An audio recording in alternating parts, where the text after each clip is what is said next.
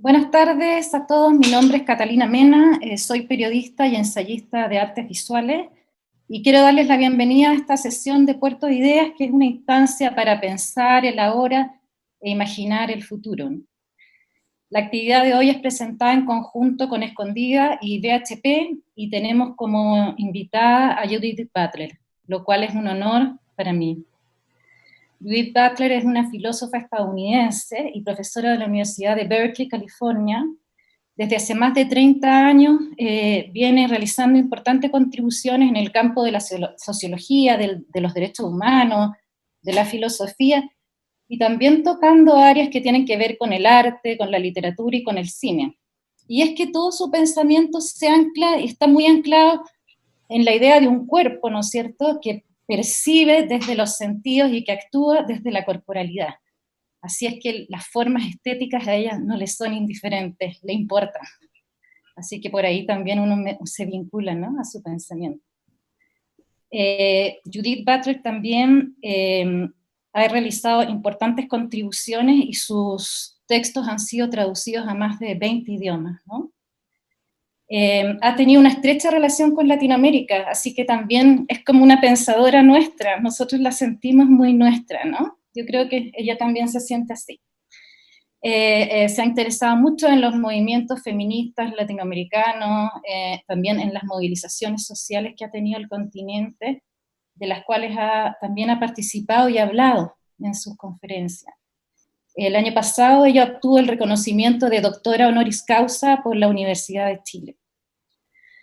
Yo creo que, bueno, sabemos que su pensamiento seduce a amplísimos sectores de la población en distintas partes del mundo y sobre todo a las mujeres y a las diversidades de género. Y yo creo que también es porque ella porta una energía emancipadora, ¿no?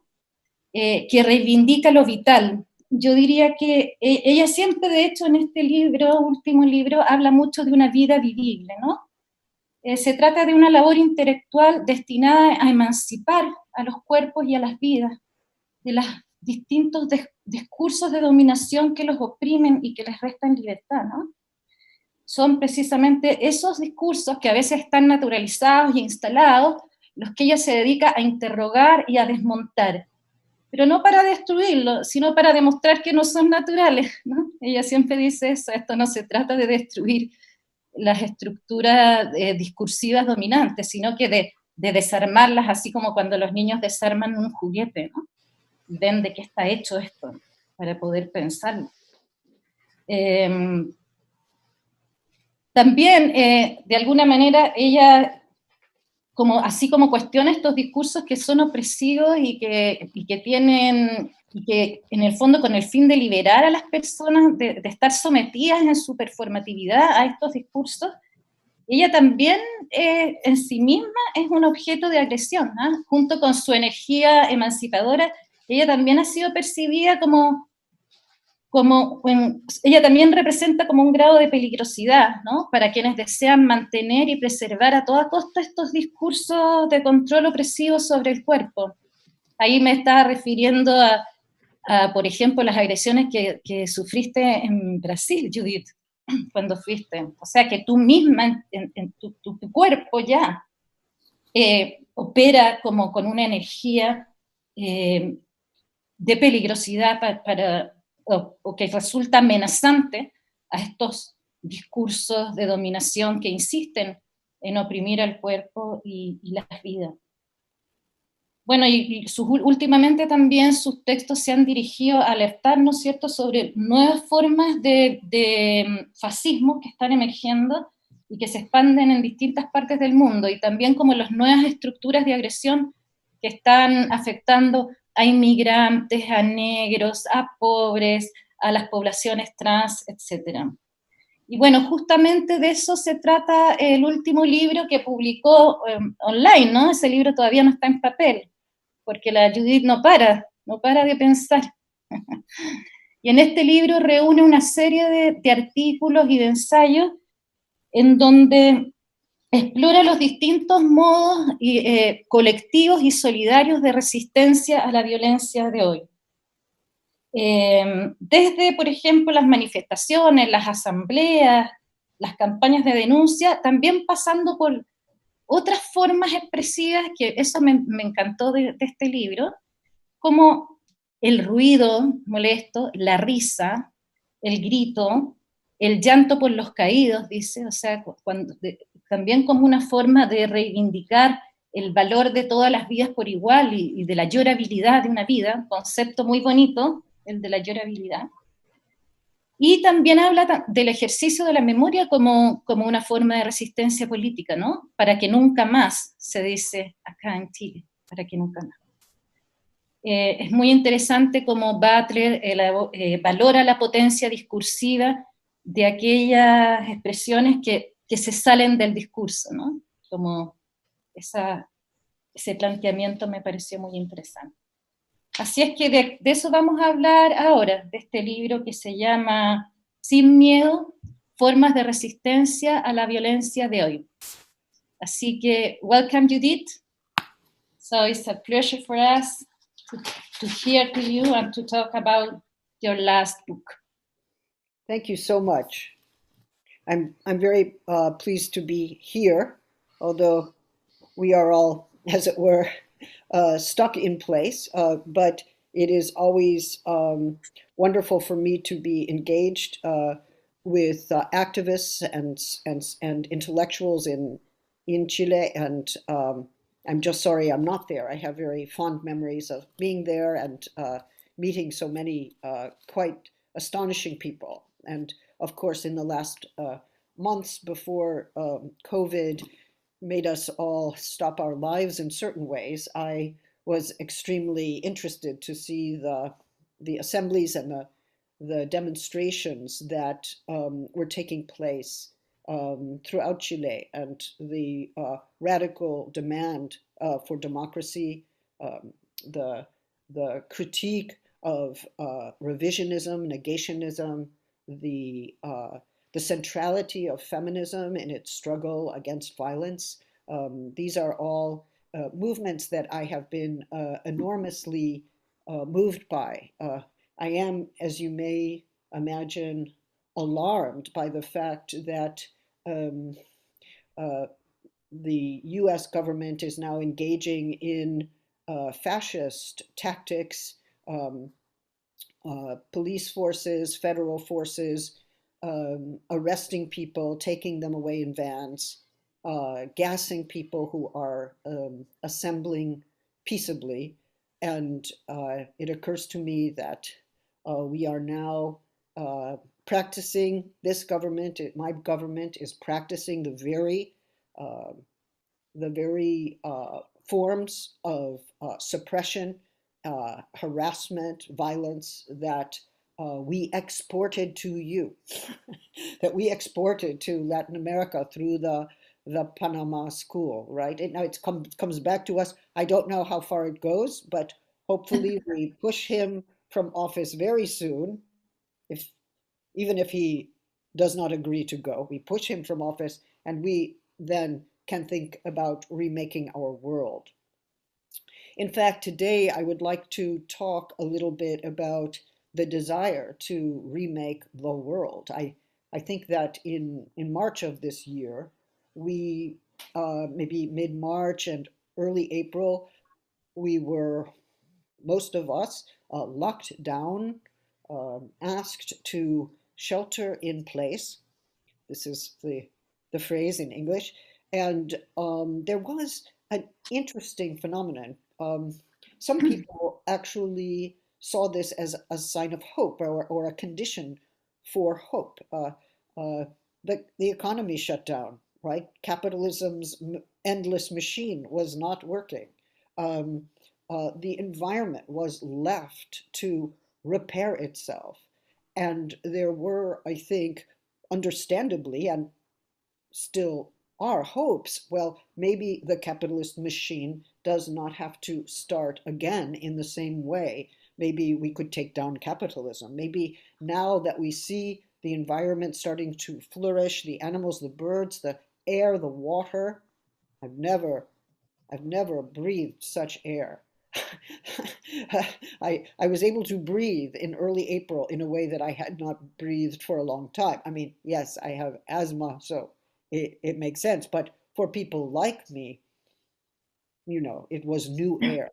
It was new air. So there was this hope. Arundhati Roy talked about this cessation of activity as a portal onto a different future. Um, Angela Davis said this is our occasion to rethink and remake our world, right? So there was an optimism, maybe even a utopianism, even though the COVID virus was taking lives and terrifying all of us, making many people ill. There was nevertheless a kind of optimism.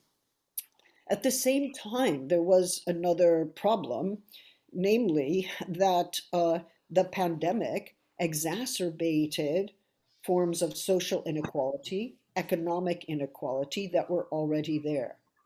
Um, Especially in my country, but throughout the world, people who are black or brown, those who are disabled, those whose health conditions are already compromised, became more vulnerable. And in countries such as my own, the access to healthcare is not guaranteed. This is the ultra-capitalist approach to healthcare. If you have money, if you have a job, you can you can buy your health care, or your employer buys your health care. If you're poor, you can apply for some assistance, but it's not adequate, and you don't get the same care. And if you're black or brown, sometimes you try to get care, there's discrimination, you get bad care or no care. So these social inequalities were exacerbated, intensified under the conditions of the pandemic. At the same time, we were having some utopian longings, visions, right? And there was this question, are you optimistic? Are you pessimistic? Well, in my view, um it is a struggle. Um, there is no utopian future that unfolds automatically. There is no intensification of social inequality that happens by itself. It depends on human practices, and it depends on our ability to intervene in the political and economic world, which is why, in some ways, more people are politically engaged, at least in this country, than previously was the case. The surprising form of optimism, which I also to some degree shared, and I'll talk about that, um, seemed to be based on the following reasoning. If the world was shutting down, capitalism was shutting down.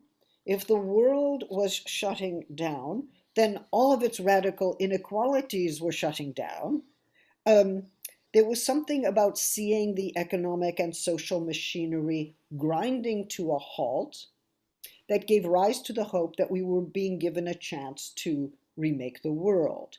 And yet, in the last 2.5 months, I would say, there has been a reopening of the world, which was understood as, implemented as the restarting of the economy. So it is as if the world could not or should not be anything other than the economy in its present form. Um, Maybe we were wrong to think that the workings of capitalism could suddenly come to a halt. Um, and that we could work together to produce a better world. Maybe we were wrong to think that the pandemic could actually function as a way of reflecting our equality and our interdependence. Um, well, I don't think we were exactly wrong, but we were not prepared for this struggle, at least some of us. One problem is that the concept of the world, or the aspiration to remake the world, um, imagined it as a tabula rasa, a new beginning, without asking whether the new brings with it a weighty history, whether new beginnings are really breaks with the past or can be. Another problem clearly deeper and persistent, is that the economy, by which I mean the market economy that belongs to capitalism, very quickly came to replace the imagined world in the mainstream public discourse. The health of the economy was understood to be more valuable and more urgent than the health of the people. Indeed, attributing health to the economy figures the economy as a human body, an organism, one whose life and growth must be supported at all costs. But the transposition of health onto the economy, the attribution of health to the economy, didn't just transfer a human attribute to the economy, it actually drained health from living bodies precisely to establish the healthy economy. At least that's how I think the organic figure of the economy works. I want to suggest that this notion of the health of the economy comes at the expense of the health of those who are workers, minorities, the poor, those with already compromised health. The economic health, the health of the economy doesn't merely borrow the life of those bodies as it represents the economy as healthy or unhealthy. It actually sacrifices the health of those bodies. So the false consolation of the cost-benefit model is that it allows for the health and life of the body to be replaced by a number, a percentage, and a graphic curve. The latter is not a simple representation of the living body, but in our present times, at least, it becomes the means of its effacement. The graphic sign and number is meant to show how many or how few have died. And if the curve is flattening, we are supposed to rejoice because only so many people are dying now. That is taken to be good news, right? We become happy when the curve is flatter, but we do not realize that the curve is still communicating death. It's like, oh, only so many have died. I can live with that. In a way, that what the curve does is it communicates to us that we must be prepared to accept a certain level of death, and that government is communicating to us the acceptable level of death. So I just want to be clear that this is a kind of calculation. We can reopen the market, even though it respikes the virus, and even though it imperils the lives and it is supposed to be defending.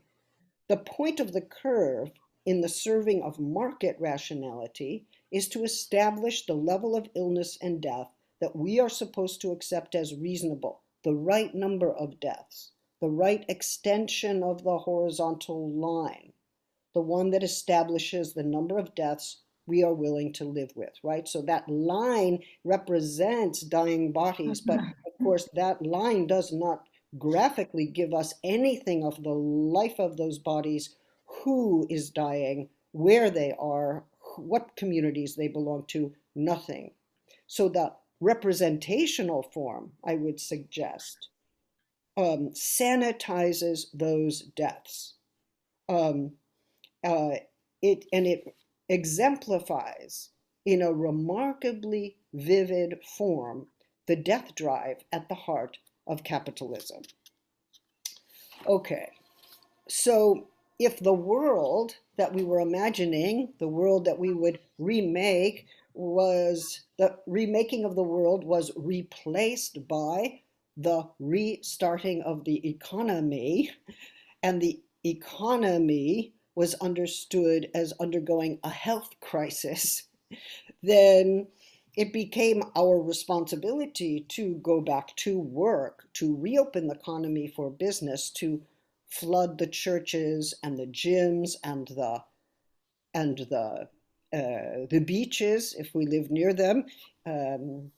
You and I live close enough, even though that clearly meant that the virus would spread and more people would lose their health, even lose their lives. Unspoken here, presupposed here, is the dispensability of all those lives who are thinking, I'm embracing freedom. I'm embracing freedom, even as they head towards illness and death, their own or others they know or may not know. At the same time, what we are told about safety protocols imagines that we're living in a certain kind of domestic environment. The safety protocols are not possible for everyone. What does it mean to shelter in place if that place is densely populated, or if you're living in a house which is filled with domestic violence, or when there is no stable shelter, or if one is in prison and there is no way to take distance from other people? The older Marxist formulation about industrial labor without health protections takes new form within the pandemic. One must work in order to secure a wage, in order to live, and yet, by working under unprotected conditions, one increases the probability of one's own illness and death and the illness and death of others. That may sound dire, but frankly, the situation is dire, since now it has become clear, at least where I live, and where many people live, that the state-directed imperative to open the economy comes at the cost of human lives, and those lives are generally the lives of those working in service economies, the lives of those who have continuously, through history, been deprived of adequate health care, and that includes a wide range of people of color. Here are some examples you may not know. Well, in Brazil, in São Paulo, people of color are 62% more likely to die from COVID-19 than their white counterparts. Higher mortality rates have been reported in Seine-Saint-Denis arrondissement in France, where many migrants from North Africa live. In the US, the COVID-19 death rate for African Americans is more than double that of other racial groups, and Latinx constitute 34% of cases nationwide, even as they constitute only 18% of the population. In California, Latinx represent more than 50% of the cases, and the death rates are increasing daily and disproportionately. The situation is mirrored in England and Wales, where the death rate for Black, Pakistani, Bangladeshi people is nearly double that of white people, even when class and some health factors are taken into account. Statistics like these are important. So is the curve. It's not like I'm against graphs of all kinds. I need those graphs. I learn from those graphs.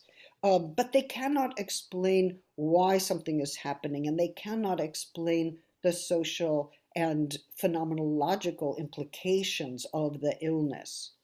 To do that, we have to consider slow forms of killing, which is, I would suggest, part of what we mean by structural racism and sanitized death. Of course, violence includes overt forms of police violence, as well as the structural features of what we can call a carceral economy: physical coercion, battery, debasement, rape, murder. This has been the central focus of the anti-racism movement that has swept across the United States and many other regions of the world. But there's another focus there as well, one that is especially acute under the conditions of pandemic. This might be understood as a slower form of violence, one whose pace and mechanism becomes nearly identical with the rhythms of ordinary life, or at least with the accepted rationale for work under conditions that guarantee the loss of life or the likelihood of illness. Most people don't imagine that they are regarding other lives as dispensable, leaving them to die by accepting a rationale of this kind. They do not recognize the form that this complicity takes. For letting another die is not a sovereign decision. A sovereign decides who should live, who should die. And yet, in some sense, there is a decision taking place, whether through a fugitive form of sovereignty or by virtue of a biopolitics that turns out to be a necropolitics as it unfolds. Similarly, the manic celebrations of personal liberty after the lockdown involve forms of consumer behavior that involve, for instance, large crowds drinking without masks, a great deal of homosocial body against body excitement, not homosexual, homosocial, right-wing gatherings that defy public health warnings, Bolsonaro on his motorcycle, whatever. These kinds of displays are meant to communicate that these subjects are not vulnerable, they do not fear death, and they don't care if they are spreading the virus to others, right? It's an ultimate deformation of personal liberty. They associate their liberty with the right to do harm to others or to themselves. Although a personal liberty and belonging to the individual, its paradigmatic expression in the US right now is mindless sociability, right? I'm resisting the government by breaking these protocols. And I love Trump, in their view, precisely because he also resists the government and breaks his own protocols. It's a beautiful, terrible situation. Too few consider that they are indirectly producing conditions in which others are more likely to fall ill and die. They're not shooting anyone. It's not a sovereign exercise of violence, but they're engaging in practices that facilitate the illness and death of other. Their denial and their manic assertion of personal liberty, unconstrained by governmental regulations, leads to a form of enthusiastic and self-righteous necropolitics. How do we understand letting die as a permutation of violence?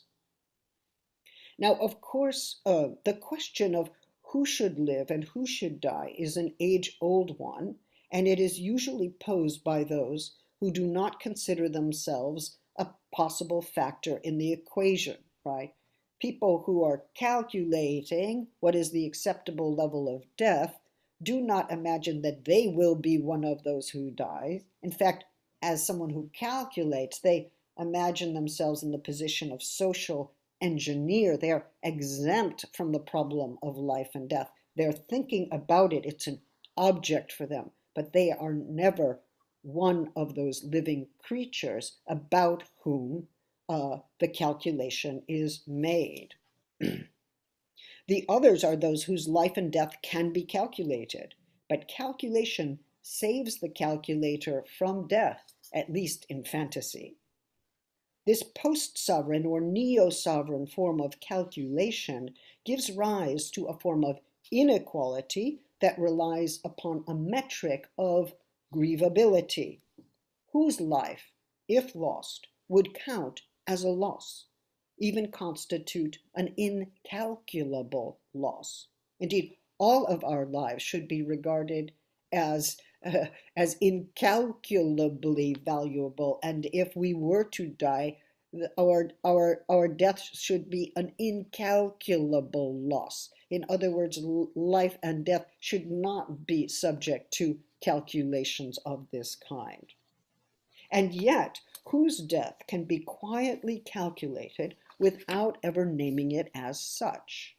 Here is where social inequality works together with necropolitical violence. It would have laid out a clear path to resistance had the pandemic only etched firmly the contours of inequality within our institutions, households, and public spheres, exacerbating for many the lived sense of peril associated with the workplace, the home, and the street. It would have marked out another path of political mobilization had the pandemic simply and clearly underscored the necessity of climate justice and rallied people across the globe to join in that impressive and urgent movement. Similarly, the communities of care that have emerged in the midst of this pandemic have constituted new social forms, life-giving, expanding the notion of shelter beyond the household, right? Finding ways to escape from the household as the primary unit, precisely through community ties that distribute the responsibility for food, for shelter, for medicine, for transport. Indeed, the task for us now is to expand the notion of shelter beyond the household and the nation. And the same could be said about the public art, now online, that has us listening and watching in new ways. But the police violence against Black people, women and men, trans people, travesti, and the indigenous in places like Brazil, the poor in India, coincides with the systematic forms of letting die promoted and accepted by the market enthusiasts. So the problem is not just rectifying social inequality, and it's not just fighting the destruction of the climate, although it is both and must be both. It is also fighting the forms of violence that take sovereign, direct form, and neo-sovereign or necro-political form, letting die. And it is the market rationality which is primarily responsible for that letting die, which is why I call it the death drive in the midst of the capitalist machine. The murder of George Floyd and a long and lengthening list of women and men who belong to communities of color in the United States has shifted and intensified an already pervasive sense of peril, not only because he was yet another Black life extinguished by brutal police force, but because the spectacle of his killing was a shameless advertisement for white supremacy, a resurgence of the practice of lynching explicitly performed for the cell phone video. That policeman was not hiding, he was showing. And it is still, once again, 200, 300 years of this practice. It is still the neck, and it is once again the chokehold. The collective trauma for Black people cannot be underestimated in its intergenerational and present form, especially now when so many Black lives are claimed by COVID-19 because healthcare has been, as I suggested, inadequate, inaccessible, or unaffordable. The disproportionate number of deaths in communities of color more generally speaks to a systemic racism within a brutal and broken healthcare system. The very same community that is mourning the loss of lives that could have and should have been treated and saved suffers at the same time brutalization by police on the street. You may remember that Foucault thought there was a difference between taking another's life and letting another die. We see that police violence that takes life works in tandem with health systems that let die. So when we talk about systemic racism, we are actually talking about the link between those two forms of violence. I would not call them competing crises or dueling disasters. The systemic racism we find in the healthcare system is linked to the police violence that is directed disproportionately against people of color. So, am I debunking the idea of a new beginning? No, not exactly. But if we thought people might gather and decide in what form the world should be renewed, we perhaps underestimated the pull, the force, the power of the market, its monopolization of the very idea of world, its monopolization of the very idea of health. And to renew and to repair the world, it will be necessary to understand that the extreme form of social inequality is to be found in the explicit and insidious power over life and death.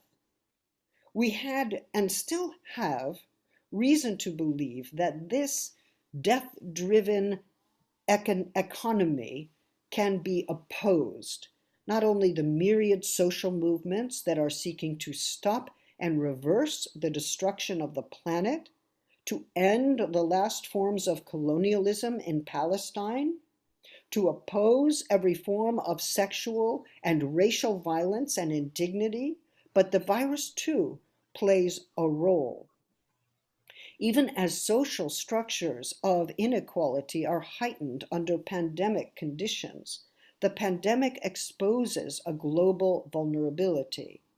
There is no one who has been completely immune, even as we know there are a wide range of immunological responses, ranging from asymptomatic to fatal. But to the extent that everyone is or has been vulnerable to the virus, it follows that follows from the vulnerability of the human body to viral infection. The body responds to what it takes in. Breathing is fundamental to life, and yet under pandemic conditions, breathing in, breathing out produces a potential for harm, even death. It is no accident that as coronavirus produces acute respiratory distress, threatening those afflicted with asphyxiation, suffocation, the police in Minneapolis dig their knee into the neck of George Floyd to arrest his breathing and finish off his life. The virus happens to all of us. It affects all of us, potentially or actually. And some of us more grievously than others, especially to those with no access to ventilators or health care, or who, over time, as a result of poor care, discrimination, and exclusion, never had the medical care that they deserved.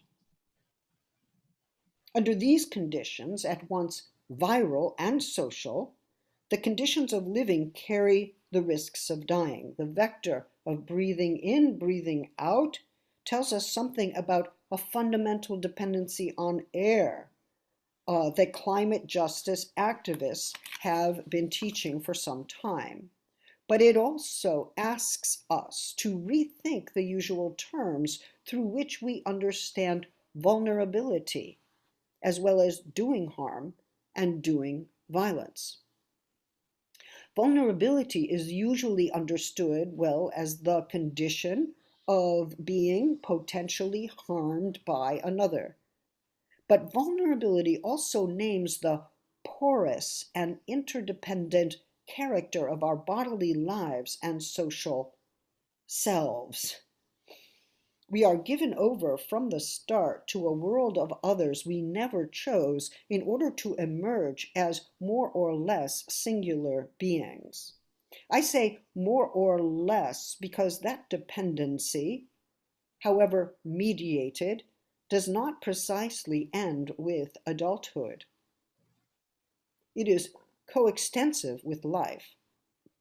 From the beginning, an infant survives by taking something in, whether nourishment, touch, or air. Something from the outside makes a singular life possible. That from the outside is taken in, we are impressed upon by the environment, social world, intimate contact, and it is being impressed upon by that which supports and nourishes us, that we become alive, that we are sustained as living creatures. That impressionability and porosity define our embodied social lives. We are not just these contained individuals totally wrapped in our individuality, no. This is one reason why the radical individualism celebrated by groups mindlessly crowding each other exhibits the inevitably social character of that doctrine of individualism that correlates with the market economy. We need perhaps to revisit philosophers like Merleau-Ponty to tell us what it means to us when another breathes out and I breathe in, that something of my breath can and does find its way into another person, that we live in a world where we are always in this kind of contact, where we depend upon each other, and that interdependency is part of the world in which we live, which is why it must be safeguarded in its safest possible forms. The human trace that someone leaves on an object may well be what I touch, what I pass along on another surface, what I absorb into my own body. Humans share the air with one another and with animals. They share the surfaces of the world. They speak to one another in loud voices and with abandon. They sing together. I mean, singing together is the sign of a good day. And yet, these reciprocal and intertwining modes of world sharing and world making describe a crucial dimension of our vulnerability, but also an interdependence characteristic of what it means to be embodied in a social world. The unwilled and unknowing aspect of this interdependence, brought out most clearly by the virus that operates without our consent and against our will. The virus can remind us that there is no escape from interdependence, even as safe shelter is sought, and practices are honed. The shelter and the practice acknowledge that interdependency. But those who refuse the mask, the shelter, the practices, attack the very notion that our bodies are irreversibly implicated in one another, and that life itself depends upon the regulation of that interdependency, the social organization of that interdependency according to principles of livability, equality, and social freedom, a freedom that does not come at the expense of others. I would suggest that insofar as interdependency is understood in this way, the critique of individualism makes more sense, as does a notion of social equality that relies on a politics of non-violence. Vulnerability is not the basis of such a politics, but it may well be a portal through which to understand social interdependency in a new way, even perhaps in a utopian way. Presently, that interdependency is registered through the grid of social inequality. One group is established as more vulnerable than another group, but perhaps as well, it describes a condition of life necessarily shared, the perils and passions of bodily exposure to another, of porosity, taking or letting something in, letting something out, existing as it were in that threshold and through such passages. When social inequality implies a greater likelihood of dying, then the portal to the future is a more radical and substantive social equality, a more mindful form of collective freedom, and a mass mobilization against violence, gender violence, sexual violence, racial violence, violence against indigenous peoples, both in its explicit and its fugitive forms. If we seek to repair the world, and I think we should, or indeed the planet, then the world must be unshackled from the market economy that traffics and profits from its distribution of life and death. A politics of life would not be the reactionary one, nor would it be a simple vitalism. Rather, it would be a reflection on the shared conditions of life for the purposes of realizing a more radical equality and honoring a non-violent ethical and political mandate. Perhaps this is a way to begin again the world, even as that world is already underway, to repair forward, as it were, as a new imaginary emerges from the hauntings of the present. Thank you very much. Vinculando este pensamiento sobre esta situación tan extraña que estamos viviendo de suspensión de las prácticas cotidianas, pero también de una cierta paralización, detenimiento de la máquina capitalista, ¿no? Y vinculando esto con tu libro, Sin miedo, formas de resistencia a la violencia, pensaba también cómo la violencia sanitaria reproduce estas estructuras sistémicas de desigualdad, donde unas vidas valen más que otras. Uh-huh. Uh-huh. Y volviendo un poco a tu figura, Judith, como para buscar una esperanza también. Tú como una filósofa que pone el cuerpo, que actúa en el mundo, y que hablas esto del discurso valiente, ¿no? Quizás este discurso valiente, que no es que sea valiente porque tenga una persona virtuosa, que tenga gran coraje, ¿no? Sino que supera el miedo para poder resistir de forma colectiva y solidaria. ¿Cómo ves eso ahora? ¿Cómo en esta situación, cómo se podrían activar un discurso valiente, colectivo y solidario? Mm-hmm. Okay. Thank you. There are at least three questions in your question, as I understood it. No, perfect. Excellent questions. But first of all, let me say, well, let's start with the concept of communities of care, or communities of social solidarity that have emerged under the pandemic.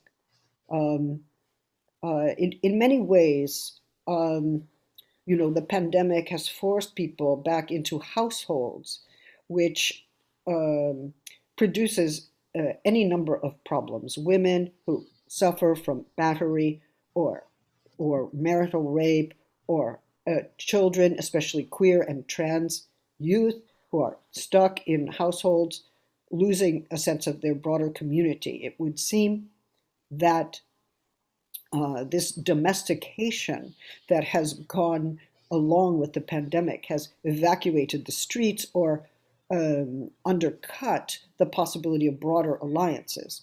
But I think that is not true. Many of our alliances have become virtual. There's been an intensification of trans-regional conversation like this one.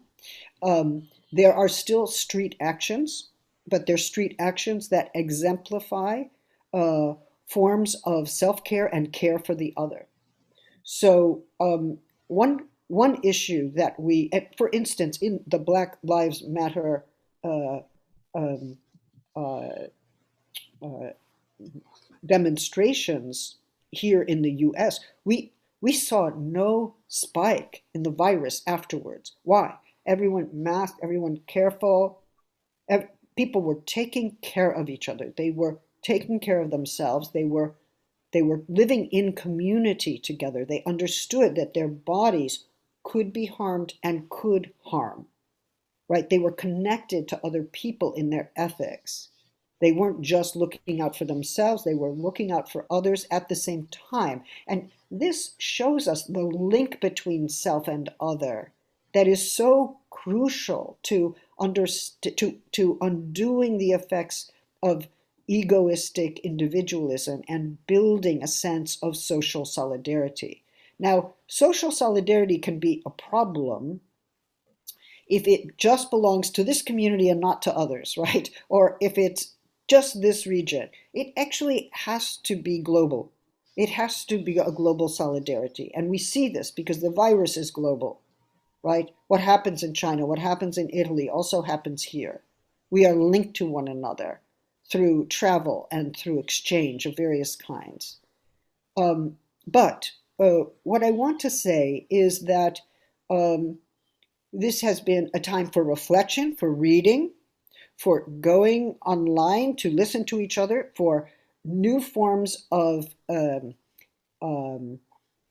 mobilization that involve internet activity, including deplatforming and fighting with Facebook, uh, and um, and uh, and and producing enormous pressures on governments um, to have transparent and accountable health policy, to develop a guaranteed national income in hyper-capitalist societies, to establish healthcare as a social right, to get protection and shelter and alternate community for women who are experiencing violence at home. These kinds of networks are still there, and they are crossing households. They are producing a different sense of shelter and a different sense of community, not just family and household. Those connections allow for a decentering of the heteronormative family and a continuing elaboration of forms of community. Now, we may want assemblies on the street, and we will have them, but we can have online assemblies and we can have hybrid models. We meet on the street carefully, we meet online carefully. We move between the virtual and the corporeal. That is how our lives function anyway, for the most part.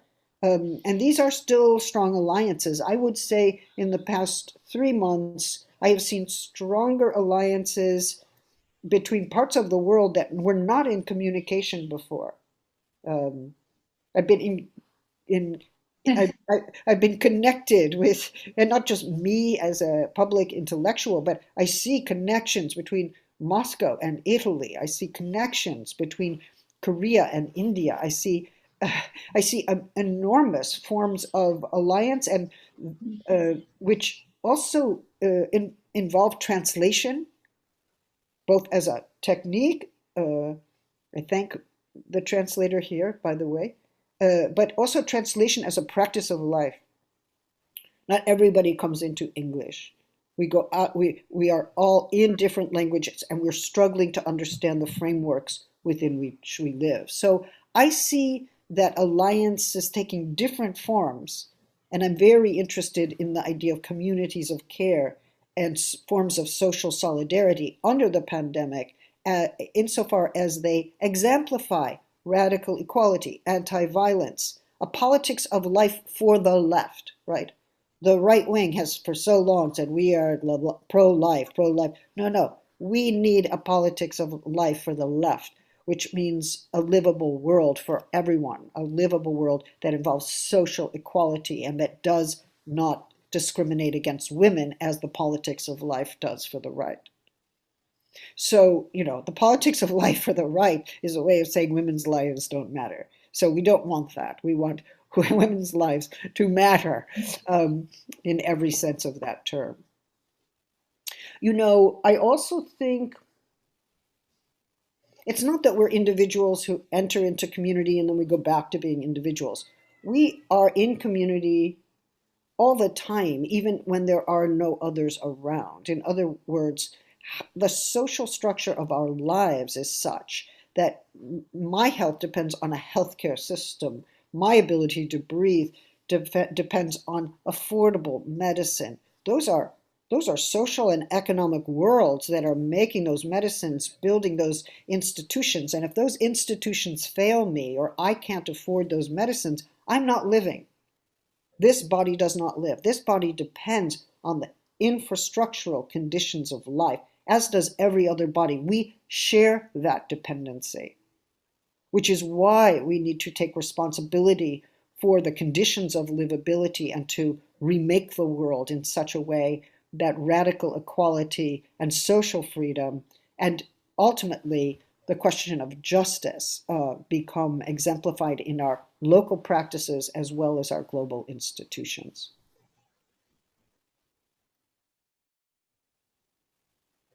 Gracias, Judith.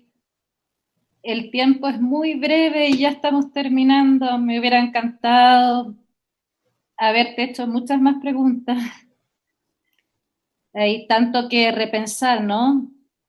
Reformular el cuerpo, reformular la idea de la interdependencia, interrogar, ¿no es cierto?, el sistema desigual. Me imagino que tú estás con mucho trabajo pensando. Thank you. I'm sorry that we don't have more time, but your questions are persistent ones. They're ones I will be thinking about for a long time, and I hope we have another chance to be in conversation. Muchas gracias. Bueno, con esto cerramos esta sesión de Puerto de Ideas con esta pensadora magnífica que esperamos poder volver a tenerla en otro momento para que nos vaya contando las nuevas cosas que sigue pensando sin parar.